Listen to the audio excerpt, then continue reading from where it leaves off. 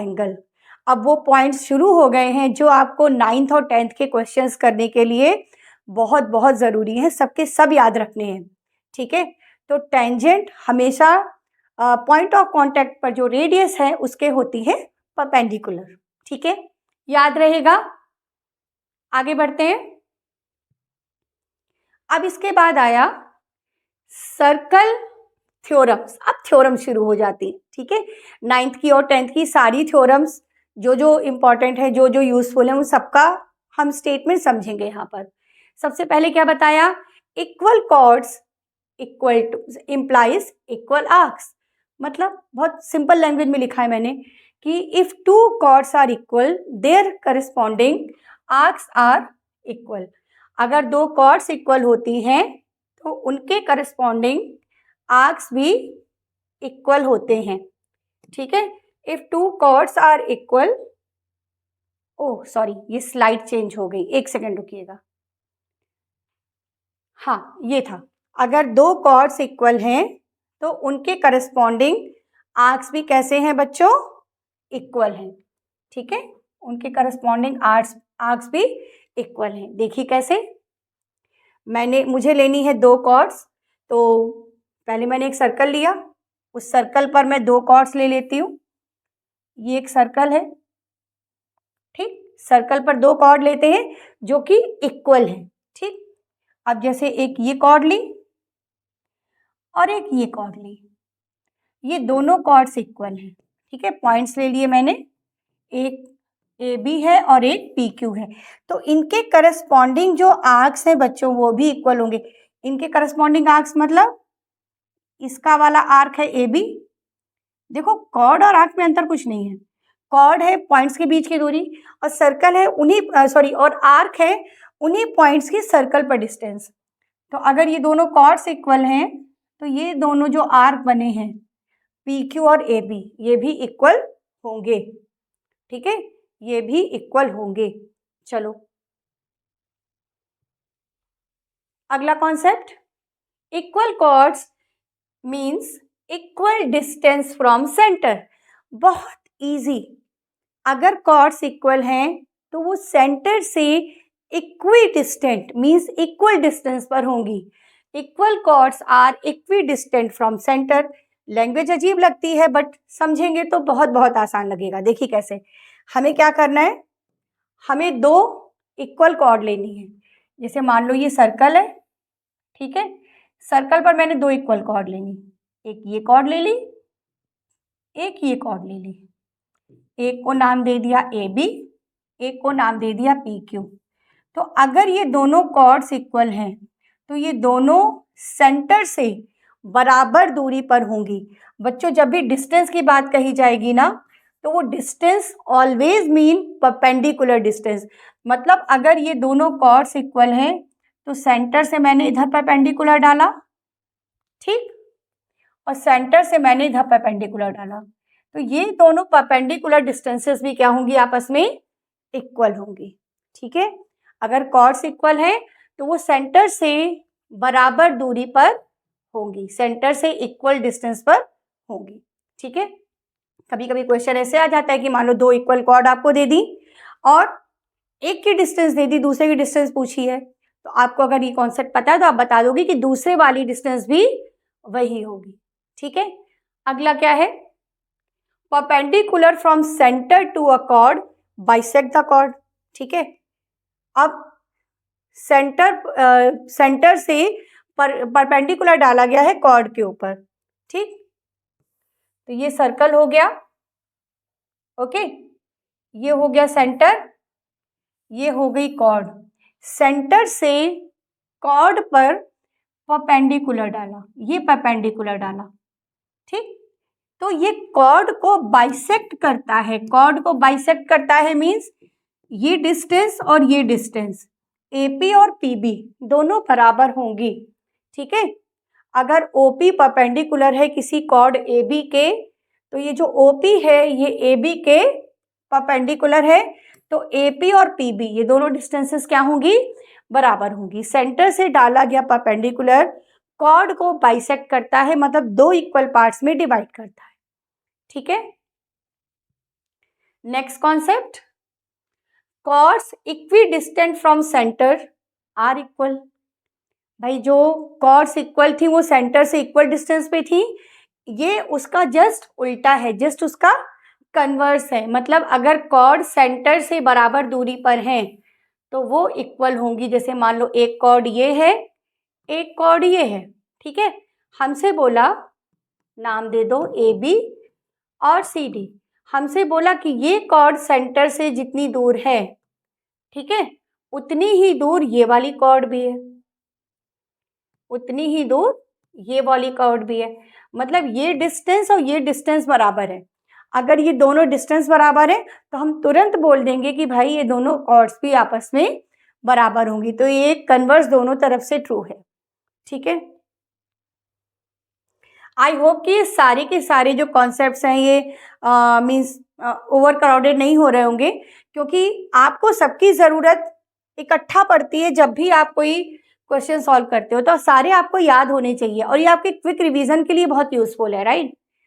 अब आया angles in same segment are equal. मतलब एक ही सेगमेंट पर बने हुए सारे एंगल इक्वल होते हैं। अब एक सेगमेंट पर एंगल कैसे बनते हैं ये देखो।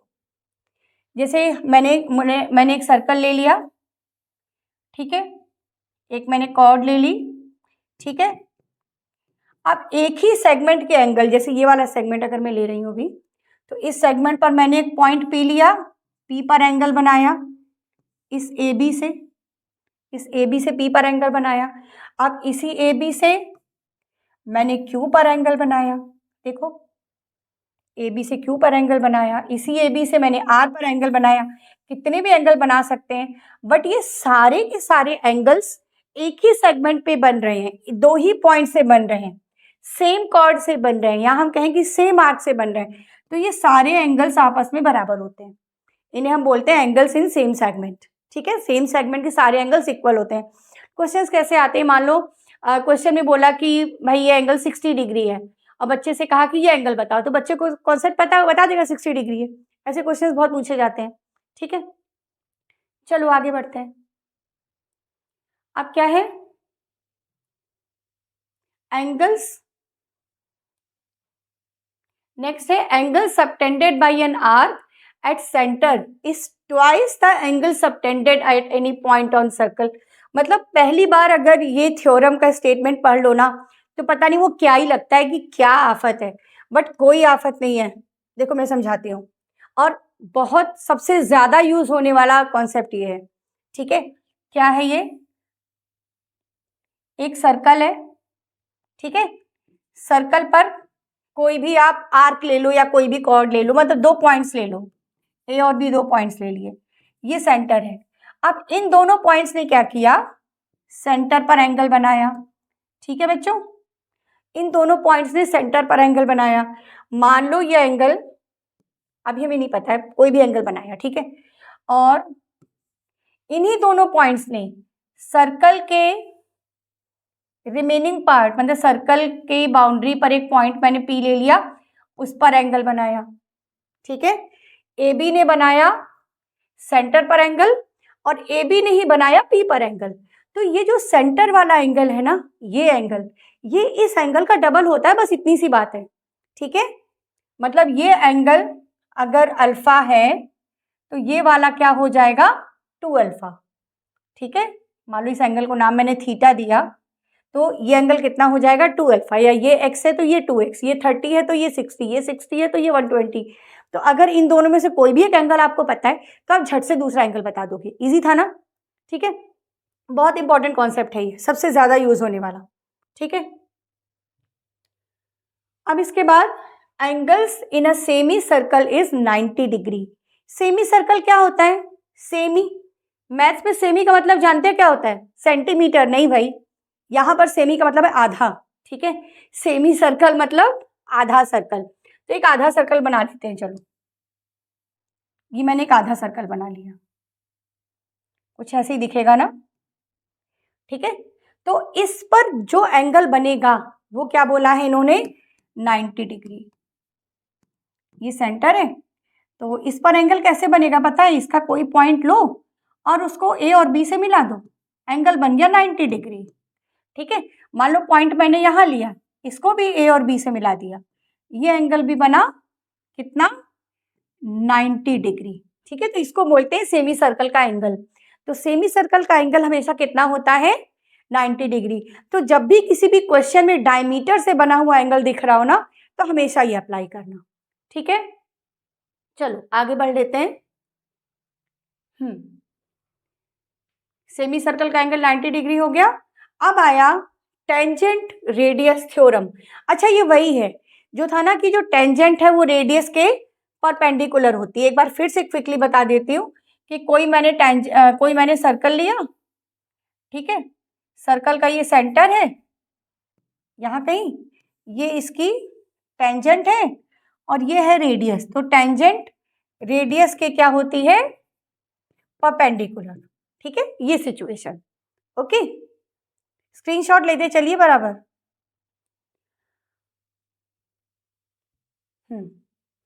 अब इसके बाद tangent drawn from an external point are equal. बहुत बहुत इंपॉर्टेंट कॉन्सेप्ट।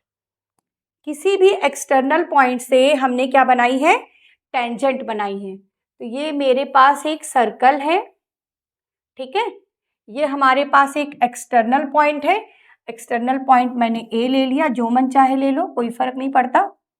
ठीक है, और जो इस एक्सटर्नल पॉइंट से हम बच्चों दो टेंजेंट खींच सकते हैं। कितनी खींच सकते हैं? दो। एक मैंने बना दी एपी, एक और बना देती हूँ, एक मैंने बना दी ए क्यू। तो ये जो एपी और ए क्यू हैं ये इक्वल हैं, बस। ठीक, किसी एक्सटर्नल पॉइंट से हमने दो टेंजेंट्स बनाई और दोनों टेंजेंट्स कैसी होती हैं बच्चों? इक्वल होती हैं। ओके, इसके क्वेश्चन जब हम कंप्लीटली करते हैं तो कुछ ऐसे करते हैं, इसे ज्वाइन कर देते हैं, इसे ज्वाइन कर देते हैं, ये एंगल, एक मिनट, ये एंगल 90 डिग्री है, ये एंगल 90 डिग्री है। यहां से एक और बड़ा प्यारा रिजल्ट निकल के आता है, बता दूं जल्दी से। देखो, ये क्वाड्रिलेटरल बन गया, चारों एंगल्स का सम 360 होता है। उस 360 में 90 और 90 ये दोनों तो 180 हो गए। तो ये बचा ए और ये बचा ओ, ये दोनों मिलकर हमेशा 180 होते हैं, हमेशा सप्लीमेंट्री होते हैं। तो यहाँ पर ये जो angle A and angle O, ठीक है, इनका जो सम है ये क्या होता है? 180 होता है। या हम कह दें ये दोनों एंगल कैसे होते हैं? सप्लीमेंट्री होते हैं। ठीक है, ये भी एक कॉन्सेप्ट यहां से निकल कर आता है, इसकी भी जरूरत पड़ती है। ये एंगल पता है, ये निकालना है फटाफट 180 से माइनस। ओके, चलो आगे बढ़ते हैं। Angle between tangent and chord equal to angle in opposite arc. इस थ्योरम का नाम है बच्चों ऑल्टरनेट सेगमेंट थ्योरम, है ना। ये जो ऑल्टरनेट सेगमेंट थ्योरम है ये थोड़ी कंफ्यूजिंग है, बहुत ध्यान से समझना, क्योंकि यूज कम होता है, कम क्वेश्चंस मिलेंगे इसके, बट कहीं भी मिल जाते हैं। ठीक है, तो इसको बहुत ध्यान से समझना। देखो क्या है ये, अब इस समय उसकी कहानी पे ध्यान मत दो, ठीक है, आप इस डायग्राम पे ध्यान दो। ये हमारे पास एक सर्कल है, ठीक है, ये इसका सेंटर है, ठीक है, ये इसकी टेंजेंट है। यहां तक समझ में आया? अब हमने क्या किया, इस टेंजेंट से जाती हुई एक कॉर्ड बना दी, इस टेंजेंट से जाती हुई हमने कॉर्ड बना दी। अब ये जो एंगल बना ये खास है। क्या खास है ये जो एंगल बना ये किसके बराबर होगा पता है? ये कॉर्ड सर्कल के ऑल्टरनेट सेगमेंट पे जो एंगल बनाती है, जैसे ये जो पीए है, पीए ऑल्टरनेट सेगमेंट पे कैसे एंगल बनाएगी? देखो, ये गया पी, ये गया ए, क्यू मान लो, कोई पॉइंट मान लो, ठीक है। तो ये जो एंगल बना है वो इस एंगल के बराबर होता है। ये है ऑल्टरनेट सेगमेंट थ्योरम, ठीक है। ऑल्टरनेट सेगमेंट थ्योरम क्या है? टेंजेंट और कॉर्ड के बीच का जो एंगल है ये वही वाली कॉर्ड सर्कल के दूसरे सेगमेंट पे जो एंगल बना रही है उसके बराबर है। थ्योरम ज्यादा यूज नहीं होती है, कहीं कहीं यूज होती है, बट कभी भी यूज हो जाती है, ये भी पॉइंट वाली बात है, तो ध्यान दीजिएगा, ठीक है। आगे बढ़ लो। अब आया बड़ा प्यारा क्वाड्रिलेटरल, साइक्लिक क्वाड्रिलेटरल, है ना। साइक्लिक क्वाड्रिलेटरल क्यों कहते हैं, पता है क्यों कहते हैं? क्योंकि एक साइकिल में होता है। साइकिल मतलब एक चक्कर, एक पहिया, एक सर्कल, ठीक है, इस टाइप से होता है। देखो, जैसे मैंने कोई सर्कल लिया, ये मैंने कोई सर्कल लिया, अब उस सर्कल पर कोई भी क्वाड्रिलेटरल बना लो। कैसे बना लो पता है? इस टाइप से बनेगा कि जितने भी क्वाड्रिलेटरल के कॉर्नर्स है ना, वो सबके सब होंगे सर्कल पर, ऐसा कुछ। इस क्वाड्रिलेटरल को बच्चों क्या बोलते हैं? साइक्लिक क्वाड्रिलेटरल, ठीक है, साइक्लिक क्वाड्रिलेटरल। अब इस साइक्लिक क्वाड्रिलेटरल की क्या क्या खासियत है, क्या क्या मेन चीजें हैं इसके अंदर, वो देखो। ये जो अपोजिट एंगल होते हैं ना, आमने सामने वाले, जैसे ए और सी, बी और डी, इनका सम 180 होता है। मतलब ए प्लस सी 180 है, ठीक है, और बी प्लस डी भी 180 है। तो एक एंगल पता है, फटाफट दूसरा एंगल हाजिर, ठीक है। एक और इसका कॉन्सेप्ट है, मैं एक साइड थोड़ी बढ़ा लेती हूँ, इस साइड को मैंने थोड़ा बढ़ाया, तो ये एक्सटीरियर एंगल बन गया। एक्सटीरियर मतलब बाहर वाला, ठीक है, एक्सटीरियर एंगल बन गया। और ये जो एक्सटीरियर एंगल है ना, ये अपने सामने वाला ये नहीं है, सामने वाला वो है, ठीक है। ये एक्सटीरियर एंगल अपने सामने वाले इंटीरियर एंगल के बराबर होता है। डबल मार्क कर देती हूँ, आपको ध्यान रहेगा, ठीक है, ये और ये बराबर है। इसी तरह कोई भी साइड आप बढ़ा दो, कोई भी साइड आप बढ़ा दो, तो जो एक्सटीरियर एंगल बनेगा वो सामने वाले इंटीरियर एंगल के बराबर आएगा, कुछ ऐसे। तो कोई भी एक एंगल आपको किसी भी कोने में पता है ना, फटाफट फटाफट आप अदर एंगल्स निकाल सकते हो, ठीक है। तो ये कैसा क्वाड्रिलेटरल बच्चों? साइक्लिक, एक चक्र में, एक चक्कर में, ठीक है, एक गोले के अंदर, एक सर्कल के अंदर, ठीक है। चलो आगे बढ़ लेते हैं। तो अब देखते हैं कि इन सेंटर क्या होता है, ठीक है। नाम सुना होगा ना, इन सेंटर, सरकम सेंटर, ऑर्थो सेंटर, पता नहीं कितने होते हैं। चलो सारे कंफ्यूजन क्लियर कर लेते हैं फटाफट। The incentre is the point where the 3 angle bisectors of a triangle meet. कुछ समझ में नहीं आया? चलो अभी आता है। क्या बोला? कि जो इन सेंटर है वो पॉइंट होता है जहां पर 3 angle bisectors of a triangle, जहां ट्राइंगल के तीनों एंगल बाइसेक्टर मिलते हैं। देखिए, ये हमारे पास कोई ट्राइंगल है, ठीक है। अब इस ट्राइंगल में नाम दे देती हूं ABC। तो हमने एंगल ए का बाइसेक्टर बनाया, बाइसेक्टर मतलब ये एंगल और ये एंगल बराबर, ठीक है। एंगल बी का बाइसेक्टर बनाया, bisector means this angle equal to this angle, ठीक है। एंगल सी का भी बाइसेक्टर बनाया, ठीक। तो ये तीनों बाइसेक्टर, ये लाइन थोड़ी सी टेढ़ी बन गई, चलो ठीक कर लेते हैं। तो ये तीनों बाइसेक्टर जहां पर मिलते हैं, ठीक है, इस पॉइंट पर मिले, तीनों बाइसेक्टर इस पॉइंट पर मिले, इसको मैंने नाम दिया आई। इस आई को ही हम कहते हैं इन सेंटर। क्या कहते हैं? इन सेंटर। अब जो इन सेंटर होता है ना, उससे जो सर्कल बनता है उसको कहते हैं इन सर्कल। इन सर्कल कैसे बनता है? कुछ ऐसा बनता है, बहुत सुंदर नहीं बनने वाला क्योंकि मैं रफली ड्रॉ कर रही हूँ, बट वो ऐसा होता है जो सर्कल की तीनों साइड्स को टच करता है, ये खासियत होती है इसकी बस, ठीक है। तो ये है इन सेंटर, तीनों बाइसेक्टर्स का इंटरसेक्शन पॉइंट, ठीक। और इन सर्कल वो सर्कल है जो इसके अंदर बना, सर्कल की तीनों साइड्स को टच करता हुआ, यहाँ सर्कल की तीनों साइड्स इस ट्राइंगल की तीनों साइड्स इस सर्कल की कहलाएंगी टेंजेंट। क्या कहलाएंगी? टेंजेंट, है ना, टेंजेंट जैसी ये टेंजेंट, ये टेंजेंट, इससे रिलेटेड क्वेश्चंस भी मिलते हैं, ठीक। चलो, इन सेंटर हो गया। अब आया सरकम सेंटर। सरकम सेंटर क्या है?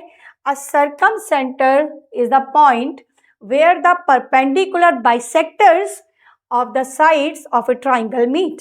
देखो, एक ट्राइंगल ले लिया, ठीक है, और ट्राइंगल की तीनों साइड्स के मैंने बनाए परपेंडिकुलर बाइसेक्टर, मतलब ऐसी लाइंस जो परपेंडिकुलर भी हैं और बाइसेक्ट भी करती हैं। एक परपेंडिकुलर बाइसेक्टर ये बना, ठीक है, दूसरा परपेंडिकुलर बाइसेक्टर कुछ ऐसा, ठीक है। तीसरा परपेंडिकुलर बाइसेक्टर भी यहीं सर जाता है ये। तो ये जो सेंटर है, इसको नाम मैं सी दे देती हूँ, इसे बोलते हैं सरकम सेंटर। क्या बोलते हैं इसे? सरकम सेंटर। और सरकम सेंटर जो होता है वो सर्कल के तीनों कॉर्नर से, तीनों वर्टाइसेस से बराबर दूरी पर होता है। तो इस सरकम सेंटर से हम जो सर्कल बनाएंगे वो कहलाएगा सरकम सर्कल। क्या कहलाएगा? सरकम सर्कल। वो कुछ इस तरह से दिखेगा, वो कुछ इस तरह से दिखेगा। सर्कल के तीनों कॉर्नर से होकर जाएगा, सर्कल के तीनों वर्टाइसेस से होकर जाएगा। तो ये हो गया सरकम सेंटर, और ये जो सर्कल बना सरकम सर्कल। ठीक है, एक और बताती हूँ, ऑर्थो सेंटर। अब ये ऑर्थो सेंटर क्या है? Orthocentre is the point where the three altitudes of a triangle meet. जहां पर ट्राइंगल के तीनों एल्टीट्यूड्स मिलते हैं। एल्टीट्यूड्स क्या होते हैं? पता है क्या होते हैं ये एल्टीट्यूड्स? बच्चों, ये एल्टीट्यूड्स और परपेंडिकुलर बाइसेक्टर में ना बहुत बच्चे कंफ्यूज होते हैं। परपेंडिकुलर बाइसेक्टर अभी आपने देखा क्या होता है, अब देखिएगा एल्टीट्यूड क्या होता है, तब आपको डिफरेंस समझ में आएगा। ठीक है, एल्टीट्यूड होता है सामने वाली वर्टेक्स से डाला गया परपेंडिकुलर, बस। ठीक है, सामने वाली वर्टेक्स से डाला गया परपेंडिकुलर। उसमें क्या था परपेंडिकुलर बाइसेक्टर में? परपेंडिकुलर था बीसी के, और बीसी को बाइसेक्ट भी कर रहा था। जरूरी नहीं था कि वो ए से जाए सामने, है ना, बट यहाँ पर ए से जो परपेंडिकुलर डाला वो परपेंडिकुलर बाइसेक्टर हो गया। ठीक है, बी से भी परपेंडिकुलर डाले और सी से भी, तीनों परपेंडिकुलर बाइसेक्टर एक ही पॉइंट से होकर जाते हैं। ठीक, इस पॉइंट को कहते हैं ओ, इस पॉइंट को कहते हैं ओ। इस, और ये ओ ही है हमारा ऑर्थो सेंटर। ये ओ ही है हमारा ऑर्थो सेंटर। तो ऑर्थो सेंटर और सरकम सेंटर में डोंट गेट कंफ्यूज, राइट। अच्छा, अब ऑर्थो सेंटर से जो सर्कल बनता है उसे क्या कहते हैं? ऑर्थो सर्कल ना। कोई भी सर्कल नहीं होता है यहाँ पर, ये और मजे की बात है तो ये ऑर्थो सेंटर, लेकिन इससे जाने वाला ऐसा कोई पर्टिकुलर सर्कल नहीं है। ठीक है ना। तो सरकम सर्कल, जो हमारे जो इन सर्कल वो क्लियर है, उनके सेंटर जो है वो सरकम सेंटर और ऑर्थो सेंटर है। और सरकम सेंटर और वो क्या था, इन सेंटर था। यहाँ पर ये ऑर्थो सेंटर है, और ऑर्थो सेंटर से जाने वाला कोई भी पर्टिकुलर, कोई भी खास टाइप का सर्कल नहीं होता है। ठीक है, समझ में आ गया अच्छे से? So this was end of this session. हो गया ना बेसिक से प्रो? अभी नहीं, अभी तो मैंने सारे कॉन्सेप्ट्स बताए हैं, मैंने एक रास्ता बताया है कि आपको क्वेश्चंस कैसे कैसे सॉल्व करने हैं, कौन कौन सी चीज़ें उसके अंदर यूज होंगी, कौन कौन सी थ्योरम्स अप्लाई होंगी। बट अभी आपको प्रैक्टिस करनी है। अपनी टेक्स्ट बुक में देखिए, बहुत सारे क्वेश्चंस आपको मिलेंगे। आज जब आप क्वेश्चन करोगे ना तो आप देखोगे कि हाँ, इसमें तो ये थ्योरम लग रही है, इसमें तो वो कॉन्सेप्ट लग रहा है, और आप करते चले जाओगे, करते चले जाओगे। बट मैं नेक्स्ट सेशन में आपसे मिलूंगी, और वहाँ पर मैं करूँगी सर्कल के मोस्ट इंपॉर्टेंट क्वेश्चंस जो बोर्ड एग्जाम में आपके लिए हेल्पफुल होंगे।